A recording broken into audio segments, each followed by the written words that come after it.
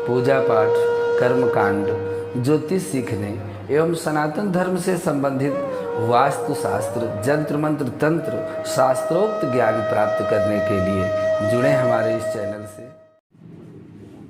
नमस्कार मित्रों, स्वागत है ज्योतिष शिक्षा के इस कार्यक्रम में, जहां पर आप अपने ज्ञानार्जन के लिए इस समय ज्योतिष शिक्षा से संबंधित अपने राशियों का, नक्षत्रों का अध्ययन कर रहे हैं। पिछले में हमने आपको मेष राशि और मेष लग्न के गुण और स्वभाव के विषय में बताया है। बहुत से हमारे मित्रों की जिज्ञासा है कि ऐसी बात ज्योतिष शास्त्र में बताई जाए जो कभी मिथ्या नहीं होती। तो आज आपके लिए हम ऐसी जानकारी लेकर के आए हैं, आप अपनी कुंडली में स्वतः देख करके यह बात जान सकते हैं कि हमारे जीवन में ऐसी कोई घटना घटने वाली है या घट सकती है। तो कुछ अनुभूत प्रयोग है ज्योतिष के जो कभी मिथ्या नहीं होते मित्रों। तो सबसे पहली बात तो यह है कि ज्योतिष के जो प्रयोग होते हैं वह सच कैसे होते हैं, जो प्रयोग कभी झूठे नहीं होते हैं। तो आपको ऐसी बातें हम जानकारी देना चाहते हैं जिससे कि आपको ये जानकारी घर बैठे प्राप्त हो जाए। किसी भी जन्म कुंडली में जो आपके हाथ में सामने है उसका जन्म चक्र देखिए, जहाँ जन्मांक चक्र लिखा रहता है। यदि 10वें नंबर पर, जहाँ 10 नंबर 10 अंक लिखा होता है, कहीं भी लिखा हो, उस पर चंद्रमा बैठे हो तो अर्थात आपकी मकर राशि हो गई। मकर राशि के यदि आप हैं तो आपके जीवन में कम से कम 2 बार, 1 या 2 बार भयंकर विफलता का सामना आपको करना पड़ता है।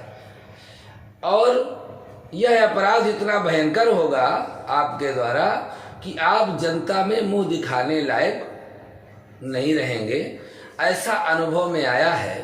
तो यह अपराध आपके द्वारा ना हो, ऐसा आपको अपने जीवन में सावधानी रखनी है। कोई ऐसा गलत कार्य ना करें, ऐसी सोच अपनी ना रखें, क्योंकि ये घटना आपके जीवन में घट सकती है। आपके द्वारा कोई गलत कार्य ऐसा हो सकता है जो समाज में निंदनीय है। ये मकर राशि के लोगों के लिए, अथवा जिनके कुंडली में चंद्रमा 10 नंबर पर बैठे हैं, उनके लिए है। दूसरी बात यह है कि जब कभी चंद्रमा के साथ कुंडली में आप देखिए अपने चंद्रमा कहाँ पर बैठे हैं। चंद्रमा के साथ में यदि शनि, राहु बैठे हों, राहु एवं मंगल जैसे 2 ग्रह उनको देख रहे हों, सामने दृष्टि हो, तो व्यक्ति मानसिक रूप से इतना परेशान होगा कि बस उसको थोड़ा कम रहता है पागल होने में, जिसको आज हम व्यवहारिकता में कहते हैं कि थोड़ा से आदमी कम है। जिनके चंद्रमा के साथ, कुंडली में चंद्रमा के साथ शनि और मंगल दोनों बैठे हों या कोई एक बैठा हो, तो वह व्यक्ति थोड़ा दिमागी परेशान होता है। यदि शनि और चंद्रमा अंशों से बिल्कुल बराबर हों, 20 अंश में शनि हो, 20 अंश में चंद्रमा हो, 5 अंश में शनि हो, 5 अंश में चंद्रमा हो, तो फिर आधा से ज्यादा पागल होगा। यदि अंशों की 10 नंबर से दूरी हो, 10 अंश में हो, 20 अंश में हो, तो भी होगा, पर कम होगा, 25% होगा। और यदि राहु और शनि और चंद्रमा एक साथ तीनों ग्रह बैठ जाएं और तीनों के अंश लगभग नजदीक हों, तो वह व्यक्ति पागल हो सकता है, उसकी प्रज्ञा शक्ति जा सकती है। चंद्रमा यदि 4 दुष्ट ग्रहों, शनि, राहु, केतु, मंगल, किन्हीं 2 ग्रहों के साथ किसी घर में हो, किसी भी घर में हो, तो उनके जीवन में निश्चित रूप से एक बार ऐसा होता है कि उनको किसी न किसी परेशानी का सामना जरूर करना पड़ता है। क्या होता है कि जब 4 दुष्ट ग्रह चंद्रमा के साथ आ जाते हैं, या आगे वाले घर में हो या पीछे वाले घर में हो, चंद्रमा 5 नंबर में लिखा है, 4 नंबर में शनि राहु बैठे हैं, या 6 नंबर में मंगल और राहु बैठे हैं, आगे पीछे के घरों में भी बैठे हैं तो भी वह उस व्यक्ति को प्रभावित करते हैं। दृष्टि डालते हैं यदि दूर से कहीं सातवें भाव से तो भी परेशान करते हैं। मानसिक यातना की भावना रखते हैं, वह पाप कर्तरी योग में आ जाते हैं। हमेशा वह व्यक्ति दिमाग से परेशान उलझन में रहेगा। राहु चंद्रमा एक साथ हो जाए, एकांत में रहेगा, एकांत रहेगा, डिस्प्रेशन में रहेगा, हमेशा दिमाग से परेशान रहेगा। तो यह योग सभी कुंडलियों में पाया जाएगा। जब किसी जन्म कुंडली में मंगल और शुक्र एक ही घर में बैठे हों, मंगल और शुक्र कुंडली के किसी भी भाव में, जिस किसी की कुंडली हो, लड़का की हो या लड़की को हो, तो उस व्यक्ति के जीवन में कितना भी संयमी और सदाचारी पवित्र व्यक्ति हो, लेकिन कहीं न कहीं उसके जीवन में एक अवश्यंभावी विवाहेतर संबंध की संभावना रहती है। चारित्रिक दोष उसमें आने की संभावना रहती है। यदि मंगल शुक्र के नवमांश में हो, शुक्र मंगल के नवमांश में आ जाए तो निश्चित रूप से मनुष्य परत्रियगामी हो जाता है। लड़की हो तो उसके विवाहेतर संबंध अवश्य बन जाते हैं, यह निश्चित रूप से पाया गया है। चौथा यह है कि किसी भी जन्म कुंडली में यदि मकर राशि दूसरे घर में हो, दूसरे भाव में, लग्न से दूसरे भाव में मकर हो, अर्थात धनु लग्न का आपका जन्म हो, दूसरे घर में मकर राशि हो, तो दो परिणाम होते हैं। यदि जन्म कुंडली किसी महिला की है तो उसके पिता का स्वभाव सामान्य बातचीत में गाली गलौज करने वाला होगा, ऐसी भाषा का प्रयोग होगा, कटु बोलेंगे। और यदि जन्म कुंडली किसी पुरुष की है तो ऐसी अभद्र भाषा का उसका चाचा आदि प्रयोग करेंगे।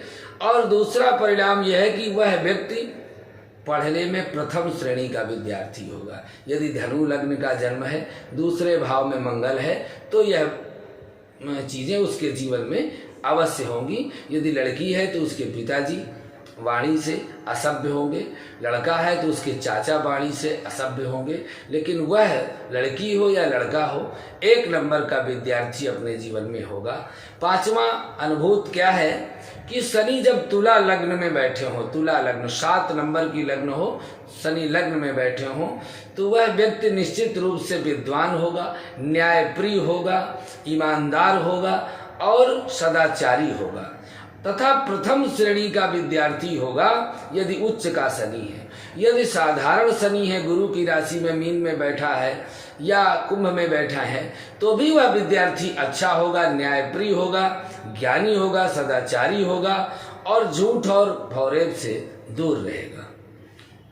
छठवां यह है कि जब गुरु कर्क लग्न में होते हैं, 4 नंबर में जब गुरु कर्क लग्न में हो, तो वह व्यक्ति किसी की भी कुंडली में 4 नंबर पर कहीं भी बृहस्पति लिखा हो, 4 नंबर में गुरु लिखे हों, तो वह व्यक्ति आंख मूंद करके विश्वास करने के योग्य होता है, अर्थात वह धोखेबाज नहीं हो सकता। उदार हृदय होगा, सादा जीवन होगा, स्पष्ट वक्ता, सत्यप्रिय होगा, चारित्रिक शुद्धता होगी और विद्वत्ता के लिए वह प्रख्यात होगा, विद्वान होगा।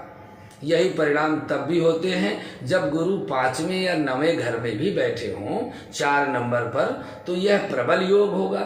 पूरी कुंडली में कहीं भी 4 नंबर में गुरु हो तो भी ये लक्षण पाए जाएंगे।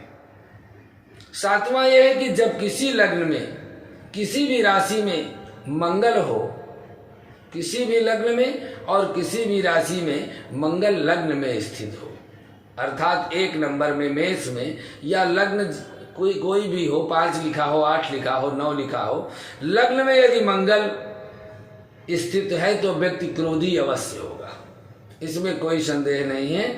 यदि मेष लग्न है तो व्यक्ति इतना धैर्यहीन होगा कि अज्ञात भावी की तिथि पर सफलता की प्रतीक्षा करने की अपेक्षा शीघ्र ही विपरीत परिणाम सुनना पसंद करेगा। कहने का भाव, यदि आपका जन्म मेष लग्न में हुआ है, 1 नंबर की लग्न है यदि आपकी और मेष लग्न का जन्म है, तो मंगल कहीं भी हो, यदि लग्न में है तो यह प्रभाव ज्यादा होगा। यदि नहीं भी मंगल बैठे हैं, मेष लग्न में आपका जन्म हुआ है, तो आपके अंदर धैर्य की बहुत बड़ी कमी होगी और आप इतना धैर्यहीन हो जाएंगे कि परीक्षा का परिणाम आने के पहले ही उसको जानना चाहेंगे, नहीं तो आप परेशान रहेंगे। धैर्यहीनता इतनी आ जाती है कि अज्ञात भावी तिथि पर सफलता की प्रतीक्षा करने की अपेक्षा शीघ्र ही विपरीत परिणाम सुनना आप पसंद करते हैं। इसी तरह से यदि कर्क लग्न में नवें भाव पर कर्क में राशि में गुरु और चंद्र दोनों स्थित हों, अर्थात गजकेसरी योग हो, भाग्य स्थान में 4 नंबर हो नवें भाव में, या कहीं भी 4 नंबर पर चंद्रमा और गुरु एक साथ बैठे हों, गजकेसरी योग होता है। वह व्यक्ति महान नेता, सत्य का निडर पुजारी तथा महान ख्याति को अर्जित करने वाला ज्ञानी, विद्वान, सदाचारी, सहनशील, परोपकारी और रूपवान होता है। इसमें कोई संदेह नहीं है। यह हमने आपको कभी असत्य न होने वाली बातें ज्योतिष में बताई है। आपको हमारा यह कैसा लगा प्रभाव, आप जरूर अपने विचार इस पर हमारे वीडियो में कमेंट के माध्यम से दीजिए। आज के लिए बस इतना ही। अगले भाग में पुनः आपसे मिलते हैं। नमस्कार।